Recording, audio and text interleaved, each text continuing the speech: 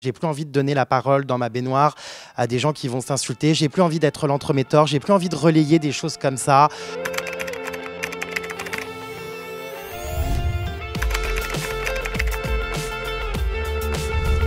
Ben, c'est vrai que toutes ces histoires, ça part de quelque chose assez ridicule, hein, de base. J'étais en soirée, je reçois des photos de deux candidats des Anges. Je fais une capture d'écran, je l'envoie à ma rédactrice. Et ma rédactrice, du coup, publie ce fameux article en oubliant de citer la source parce qu'elle avait eu du mal d'ailleurs à la trouver. Et du coup, ben, ça part juste de ça, en fait. C'est-à-dire que je suis même pas à l'origine de ce vol de scoop.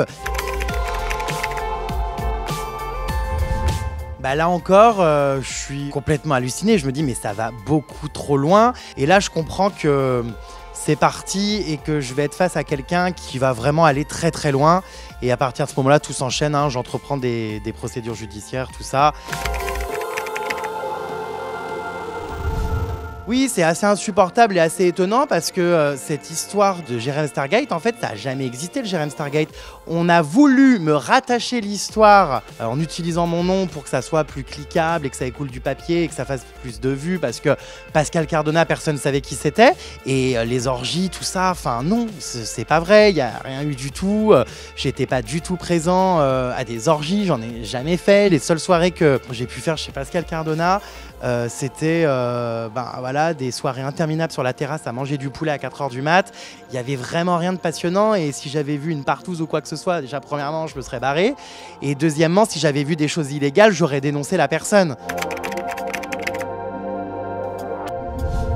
Bah, je me suis très vite rendu compte que ce cyberagresseur était ni plus ni moins qu'un fan à moi et qu'il avait lu mon livre, qu'il suivait tous mes snaps, qu'il connaissait tout de moi et que ouais, il avait envie de m'imiter, voire même de me faire tomber pour me remplacer, sauf que le message a mal été interprété. Se faire connaître, non, c'est pas balancer n'importe quoi sur n'importe qui de connu pour gagner quelques abonnés et se faire payer par des marques après. Ça marche pas comme ça. Ils avaient envie de devenir un Jérém Star encore plus trash et de balancer encore des trucs hyper graves, beaucoup plus graves que ce que je balançais, parce que moi ça restait du ragot, ça restait des petits potins de télé-réalité. J'ai vraiment affaire à des personnes qui sont en quête de notoriété et en quête de buzz à tout prix. Bah, c'est des mots super forts parce que c'est vrai que quand on a ça qui nous tombe sur la tronche et qu'en plus tout est faux, c'est d'une violence inouïe et en fait ça a tellement pris des proportions pas possibles que en fait je pétais les plombs parce qu'en plus je ne pouvais pas m'exprimer. J'avais fait le choix de réserver mes premières déclarations à la justice puisque la justice ne se rend pas sur Twitter ni sur les réseaux sociaux ni dans les médias mais bel et bien dans un tribunal, donc c'était hyper compliqué et j'étais complètement désemparée. Je restais enfermée, j'avais plus du tout envie de sortir, j'avais peur qu'on me parle de ça, qu'on m'agresse, qu'on y croit et ouais, à ce moment-là j'étais dans une profonde dépression. C'est en fait un souvenir assez important, c'est la vraie vie. Jusqu'à présent, j'étais plongée dans des baignoires avec voilà, des prothèses mammaires et dans un monde qui m'échappait totalement et qu'il fallait tout le temps alimenter. J'en avais oublié de vivre réellement et en fait, mon mec m'a permis aussi d'avoir une vie beaucoup plus équilibrée, de faire le tri autour de moi et d'avoir ouais, un équilibre vraiment au quotidien. Mais alors complètement, pendant cette polémique, ça a été jusqu'à ce qu'ils m'apprennent effectivement des vraies choses de la vie que j'avais complètement occultées, à savoir faire une quiche, nettoyer mes interrupteurs de lumière. Ça paraît dit comme ça aberrant, mais j'étais hyper content parce que mon portable était posé. C'était aussi une période de diète numérique et de retour finalement aux vraies choses essentielles, aux choses sincères, aux choses non numériques. Et j'ai un souvenir assez touchant de ça, ouais. Il y a beaucoup de personnes du milieu de la télé-réalité effectivement qui m'ont lâché, qui savaient que tout ça était faux, hein, mais qui en ont profité pour en rajouter une couche. Ça m'étonne pas, franchement ça m'étonne pas du tout. Et voilà, je suis passé au-dessus, hein. J'avais d'autres chats à fouetter à ce moment-là que m'attarder sur les déclarations de candidats qui se réjouissaient de ça. Enfin, c'est comme ça, tant pis. Dieu merci, j'avais effectivement ces 3 personnes dans ma vie.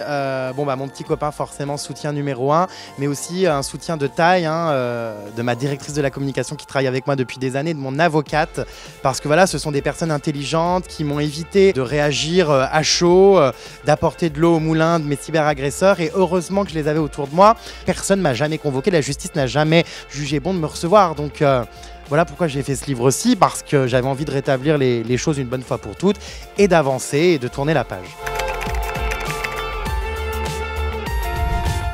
Dès qu'il y a des polémiques comme ça, les marques, les annonceurs, tout le monde flippe. La présomption d'innocence, c'est bien beau, mais bon, elle n'est pas trop appliquée. Et les intérêts économiques sont plus importants que l'humain. Mais oui, j'ai perdu beaucoup d'argent. Heureusement, aujourd'hui, les gens ont compris que c'était bidon, et heureusement les marques sont de retour, notamment Cheers qui me fait énormément confiance, et je suis super content parce que tout se rétablit petit à petit. Mais au moment vraiment de cette polémique, c'est là qu'on se rend compte que ouais, tout le monde flippe, tout le monde se barre, et en fait tu perds tout quoi, tu perds tout. C'est vrai que ça a été le coup dur de cette polémique, ça a été de perdre ce que j'avais obtenu de plus beau dans ma carrière. Mon pote chez Thierry Ardisson, c'est finalement lui le premier qui m'a sorti un petit peu de la télé-réalité, et Thierry m'a ouvert sur un monde que j'avais complètement occulté, le vrai monde en fait, les problématiques sociétales, politiques, et j'apprenais tellement chez lui. Et c'est vrai que quand j'ai été évincé de l'émission injustement, je me suis dit mais je suis vraiment en train de perdre quelque chose d'hyper important dans ma vie. Le fait d'être viré, ça voulait dire que j'étais coupable, alors que pas du tout. Ça voulait juste dire que la chaîne préférait penser à ses annonceurs, et puis qu'elle voulait pas que certains annonceurs se retirent dans le doute, parce que cette polémique horrible, ça faisait peur. Et je pense que c'est la plus grosse injustice de tout ça finalement, c'est d'avoir perdu quelque chose parce que je connaissais quelqu'un à qui on reprochait des trucs. J'ai jamais été mis en cause dans quoi que ce soit, il n'y a jamais rien eu me concernant. Mes cyberagresseurs aujourd'hui sont mis en examen, je pense que les choses sont claires en fait. Tout ça, ça n'avait ni queue ni tête.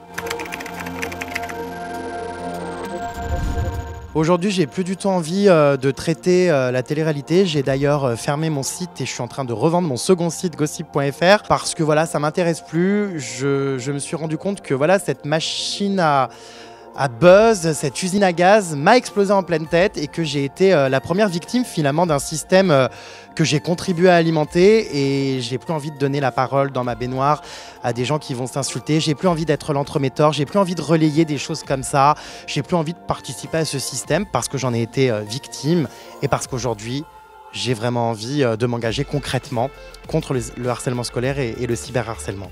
Aujourd'hui, j'ai lancé une plateforme qui s'appelle harcèlement.online où tous ceux qui sont victimes de harcèlement numérique et scolaire vont pouvoir venir s'exprimer de manière anonyme dans un forum, parce que j'ai constaté que très souvent, eh bien, les jeunes qui me rencontraient en dédicace, tout ça, n'en parlaient pas, n'étaient même pas au courant des numéros qu'il fallait appeler, et qu'il y avait vraiment une désinformation. Donc j'ai créé cette plateforme pour les orienter vers les contacts nécessaires, utiles, officiels, pour les inciter à parler, à agir et à survivre. Et aussi parce que sur cette plateforme, je vais donner un message d'espoir en publiant des récits de célébrités qui ont aussi vécu du harcèlement scolaire, du harcèlement numérique. Je vais faire des reportages, pas mal de choses pour que les jeunes qui aujourd'hui en souffrent puissent prendre de la force et se servir des célébrités et aussi de moi pour se dire que si on s'en est sorti, qu'aujourd'hui on est arrivé à vaincre ce fléau, vous le pouvez aussi. Et j'apprends de mes erreurs du passé, je fais mon mea culpa. Aujourd'hui j'essaye d'avancer en portant la jeunesse vers quelque chose de beaucoup plus positif.